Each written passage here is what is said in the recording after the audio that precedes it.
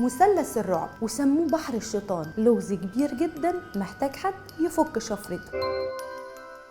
ازيكم؟ في بداية الحكاية النهاردة انا هتكلم عن مثلث الرعب. طبعا كلكم فاكرين ان انا هتكلم عن مثلث برمودا، لا ده مثلث ومكان تاني خالص انتوا ما تعرفوش عنه حاجة، ويمكن كمان ما سمعتوش عنه قبل كده. المنطقة اللي انا هتكلم عنها النهاردة دي موجودة في المحيط الهادي ما بين 4 دول، هونج كونج وتايوان والفلبين واليابان. المنطقة دي او المثلث ده مش موجود على اي خريطة معتمدة، وده اللي زود الغموض عليها اكتر. مثلث الرعب اتسمى باكتر من اسم، مثلث برمودا وده نسبة لمثلث برمودا، وكمان مثلث التنين وبحر الشيطان. بيعود مثلث التنين لاكتر من 3000 سنة للاساطير الصينية القديمة، وده باعتقادهم ان التنين ساكن في بيت موجود في قاع المحيط. اما في اليابان وسموه بحر الشيطان، وبرضه لاعتقادهم ان الشيطان بيته موجود في قاع المثلث ده. الاساطير اليابانية بتقول ان المغول بقيادة قبلاي خان حفيد جنكيز خان حاول انه يغزو اليابان مرتين، اول مرة كانت سنة 1274 والمرة الثانية كانت سنة 1281، والمغول خسروا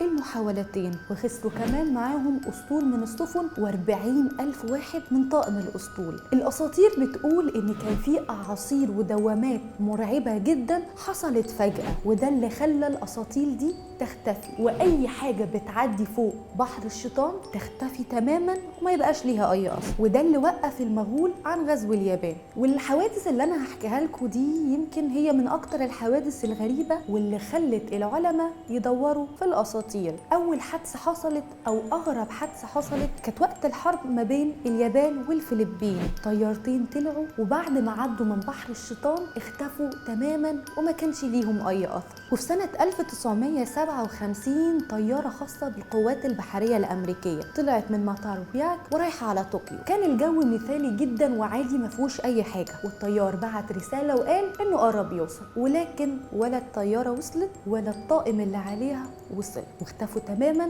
بعد ما عدوا فوق بحر الشيطان. بعد كده اختفت الغواصة السوفيتية واللي كان عليها 3 رؤوس نووية، وبعديها غواصات كتيرة اختفت بعد برضو ما عدوا فوق مثلث التنين. اما في سنة 1983 حصلت اخطر الحوادث اللي حصلت على مر التاريخ. طيارة خاصة بالطيران المدني الكوري اختفت تماما برضو بعد ما عدت فوق بحر الشيطان، واللي حصل كالتالي: الطيارة كانت ماشية عادي جدا وطبيعي ودخلت المجال السوفيتي. السوفيتيين افتكروا انها طيارة دخيلة عليهم، واللي حصل انها بعد ما عدت فوق بحر الشيطان الطيارة بالكامل توفى كل اللي عليها، وحصل خلل في أجهزة الملاحة في الطيارة، وده اللي خلاها انها تدخل المجال الجوي للطيران السوفيتي، وبرضه ده اللي خلاها تنهار بالكامل. حوادث كتيرة جدا حصلت وقت الحرب العالمية، سفن بقى للصيد وسفن للطيران، كل ده اختفى تماما بعد ما عدى فوق مثلث الرعب. وكل الحوادث اللي حصلت دي بتشبه بشكل كبير الحوادث اللي بتحصل فوق مثلث برمودا. طب ليه بقى مثلث برمودا هو الاشهر